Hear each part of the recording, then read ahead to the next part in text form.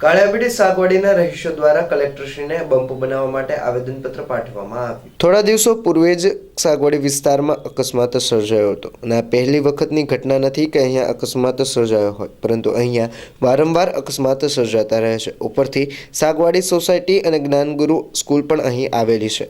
વિદ્યાર્થીઓ અને રહીશોનો ધસારો રોજબરોજ જોવા મળે છે। આ ઉપરાંત તળાજા હાઈવે નજીક હોવાથી મોટા વાહનોની અવરજવર પણ રહે છે। જલ્દથી જલ્દ આ રસ્તા પર બમ્પની જોગવાઈ કરવામાં આવે તે માટે રહીશો દ્વારા કમિશનરશ્રીને અને મેયરશ્રીને આવેદનપત્ર પાઠવી રજૂઆત કરવામાં આવી। પાણીની ટાંકીથી વિરાણી સર્કલ સુધી સાગવાડી નજીક બમ્પ બનાવવા માટે રહીશો દ્વારા આવેદનપત્ર પાઠવવામાં આવ્યું હતું અને જણાવ્યું હતું કે જો કોઈ આ બાબતે નિરાકરણ નહીં આવે તો ગાંધી ચિંધ્યા માર્ગે આંદોલન કરવામાં આવશે તેવી પણ ચીમકી ઉચ્ચારી હતી।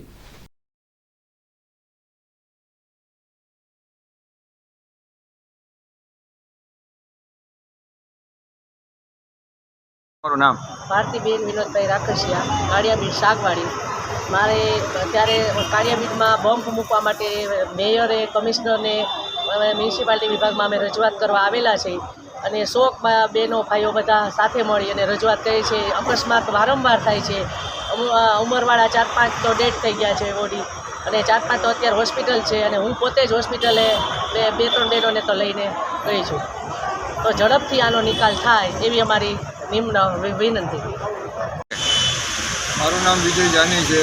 આજરોજ અમે સાગવાડીના રહેવાસીઓ, જ્ઞાનગુરુ સ્કૂલના પ્રિન્સિપાલ અને સાહેબો તેમજ આજુબાજુની સોસાયટીના રહેવાસીઓ દરેક અમે અહીંયા 100 થી 150 જણા અમે આવ્યા હતા અહીંયા, અને કમિશનર સાહેબને અમે સમય માગી લીધેલો હતો એટલે સમય આપી અને અમને રજૂઆત કરી કે હવે આવી રીતે તાત્કાલિક પાણીની ટાંકીથી વિરાણીની વચ્ચે જ્ઞાનગુરુ સ્કૂલ આવેલી હોય, એમાં વાલીઓ અને બાળકો બપોરે બાળકો છૂટતા હોય અને રહેવાસીઓ તેમજ બહારના આખા કાળિયાબીડના રહેવાસીઓનો ઘસારો હોય, મોટા વાહનો પણ આવતા હોય, તળાજા હાઈવે પણ એ છે એટલે એ બધા વાહનો આવતા હોય એટલે વારંવાર એક્સિડન્ટ થતા હોય।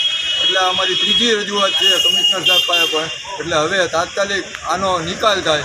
નહીં નિકાલ થાય તો પછી આગળને અમે ગાંધીજીના માર્ગે જવાની ગામમાં સાગવાડી અને જ્ઞાનગુરુ સ્કૂલ અને બધા અમે સાથે રહી અને જે કાંઈ નક્કી થશે કરશું।